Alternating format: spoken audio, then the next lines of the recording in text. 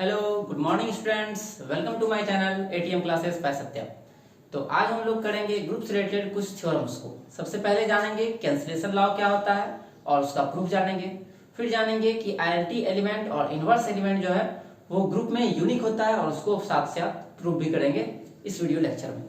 तो सबसे पहले हम लोग आते हैं कैंसिलेशन लॉ पर। एग्जाम में आपको ये दो तरह से पूछ सकता है, या तो स्टेटमेंट दे देगा कि A B is equal to A C imply B is equal to C, और दूसरा B A is equal to C A imply B is equal to A. या दूसरी तरह से इसको पूछेगा proof in a group left cancellation law and right cancellation law, या proof that left cancellation law and right cancellation law in a group.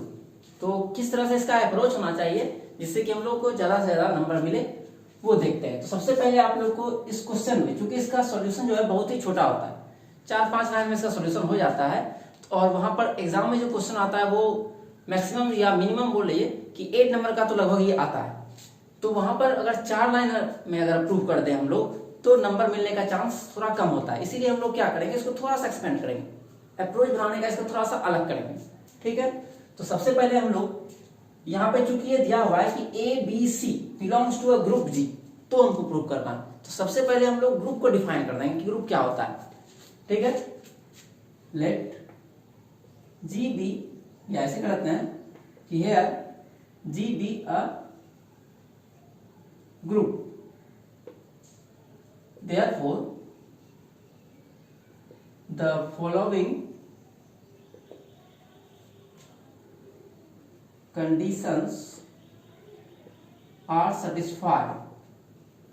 ठीक है, are satisfied. चूंकि जी एक ग्रुप है इसलिए कुछ कंडीशन इसमें सेटिस्फाई करेगा। क्या क्या करेगा, जैसे कि पहला होगा क्लोजर प्रॉपर्टी। ठीक है, postulate 1 closure property, that is if a b belongs to G imply a b belongs to G. Second postulate associative property या associativity, that is A B c is equal to a B c taken first at a time is equal to taken second first two at a time for all a B C belongs to G. Third postulate हो जाएगा identity element, that is if E be the identity element then AE is equal to EA is equal to A, where A belongs to G and E is the identity in G। ठीक है, E क्या है तो identity है G में। और चौथा है इनवर्स एलिमेंट।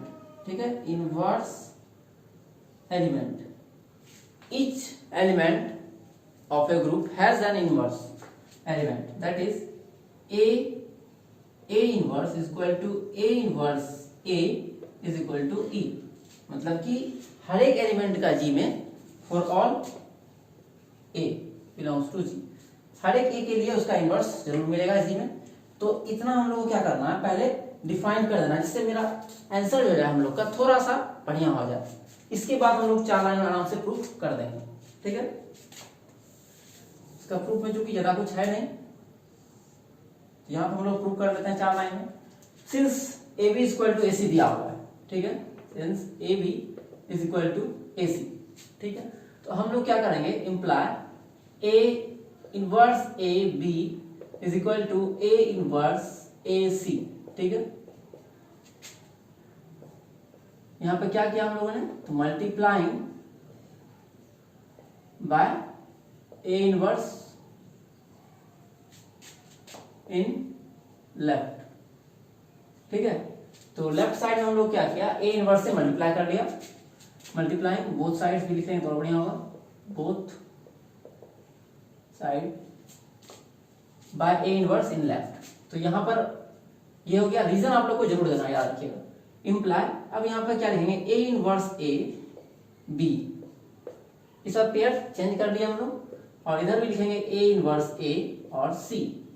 और ये प्रॉपर्टी का रीजन क्या देंगे, बाय यहां पर से एसोसिएटिव लॉ या G3 by postulate G3 imply A inverse A बराबर क्या हो जाएगा, तो A इनवर्स A बराबर E हो जाएगा, EB इज इक्वल टू यहाँ पर भी A इनवर्स A बराबर E हो जाएगा और C, और इसका रीजन दे देंगे by G4 by postulate G4 imply फिर EB बराबर EC है, तो EB को हम लोग क्या लिख सकते हैं, EB को लिख सकते हैं B, कहां से, ये पोस्टुलेट से, ठीक है। For all A belongs to यहाँ पर है किसी भी एलिमेंट जो कि G में बिलोंग कर रहा है उसको अगर आइडेंटिटी एलिमेंट से हम लोग ऑपरेशन करते हैं तो मिलेगा सेम एलिमेंट मिलता है, ठीक है। तो EB बराबर B मिलेगा और EC बराबर C मिलेगा, और ये कहां से मिलेगा, तो बाय पोस्टुलेट 2, ठीक है। तो देयरफॉर जो प्रूव करना था हम लोग का क्या हुआ, B इक्वल टू C, एक नंबर हम लोग का प्रूव हो गया। अब हम लोग आते हैं BA इक्वल टू CA अगर दिया हुआ है तो BC कैसे प्रूव करेंगे, ये हुआ आप लोग का एक नंबर का प्रूफ हुआ। अब दो नंबर चलेंगे, जनरली ये दोनों एक ही साथ आएगा, तो पहले आप लोग ग्रुप का डिफिनेशन डिफाइन कर लीजिएगा, फिर एक नंबर और फिर दो नंबर। अब दो नंबर हम लोग आते हैं, तो इसको मिटा लेता हूं मैं। अगर वीडियो आपको पसंद आए तो अपने दोस्तों के साथ जरूर शेयर कीजिए।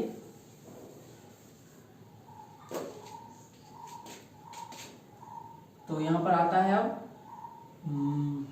सेकेंड नंबर, ठीक है। सेकेंड नंबर में दिया हुआ है BA इक्वल टू CA, ठीक है। हम लोग को लाना है B इक्वल टू C। इस बार क्या करेंगे, यहाँ पर प्री मल्टीप्लाइंग किए थे, ठीक है, तो इस बार जो है पोस्ट मल्टीप्लाई करेंगे, CA A इनवर्स, ठीक है,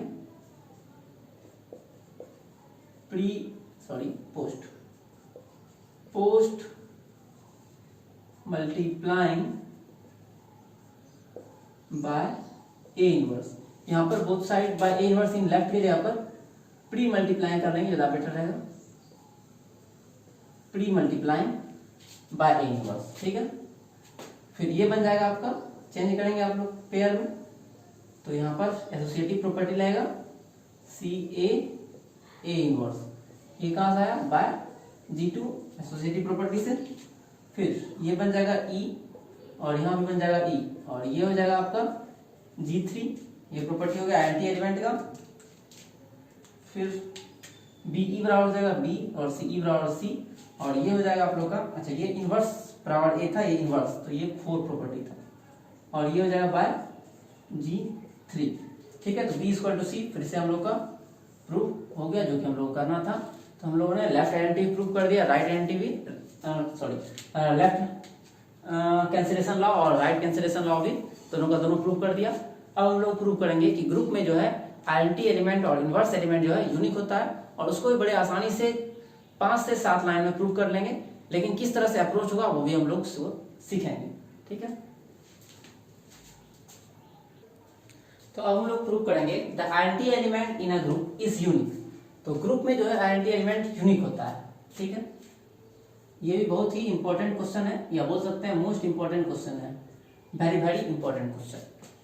तो सबसे पहले हम लोग मान लेते हैं late G be a group and E be the identity element in a group G, ठीक है। एक ग्रुप G है और उसका जो आइडेंटिटी एलिमेंट है वो E है, then we have to prove that E is unique, ठीक है। अगर आइडेंटिटी एलिमेंट E है तो हम लोग को प्रूव करना है कि वो यूनिक होगा, कोई और आइडेंटिटी एलिमेंट नहीं होगा। तो इसको हम लोग प्रूव करेंगे कॉन्ट्राडिक्शन के द्वारा, ठीक है। तो सबसे पहले हम लोग मान लेते हैं कि if not let us suppose E dash be the another identity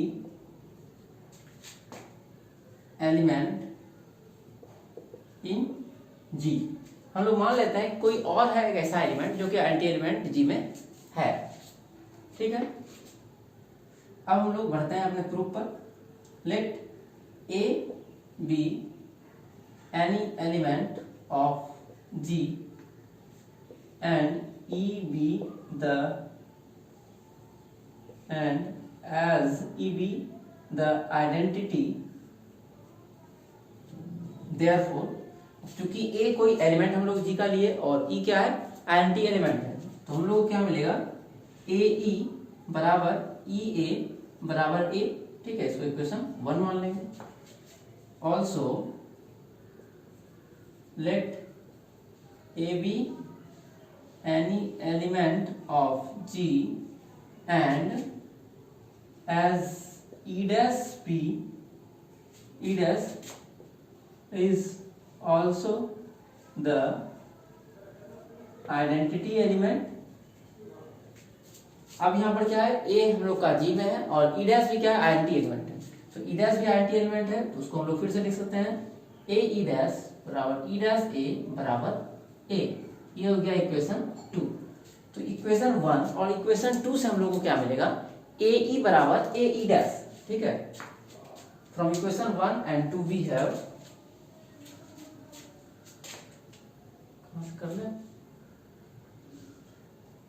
चलिए पूरा मिटा ही लेते हैं। तो फ्रॉम यहां से क्या मिलेगा, from 1 and 2 we have AE is equal to AE dash and E dash EA is equal to E dash A। ठीक है, ये इसके बराबर हो जाएगा और ये इसके बराबर हो जाएगा, क्योंकि दोनों का दोनों क्या है, एक बराबर है। A के बराबर ये दोनों भी है और यहाँ पर भी A के बराबर ये दोनों है, ये दोनों आपस में भी क्या होगा, तो बराबर होगा।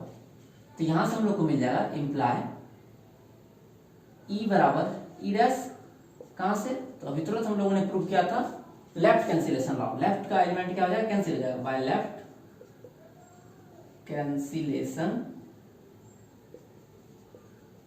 Law. Similarly here imply E is equal to E dash, यहां से भी हम लोग को ही मिलेगा और बाय राइट कैंसिलेशन लॉ।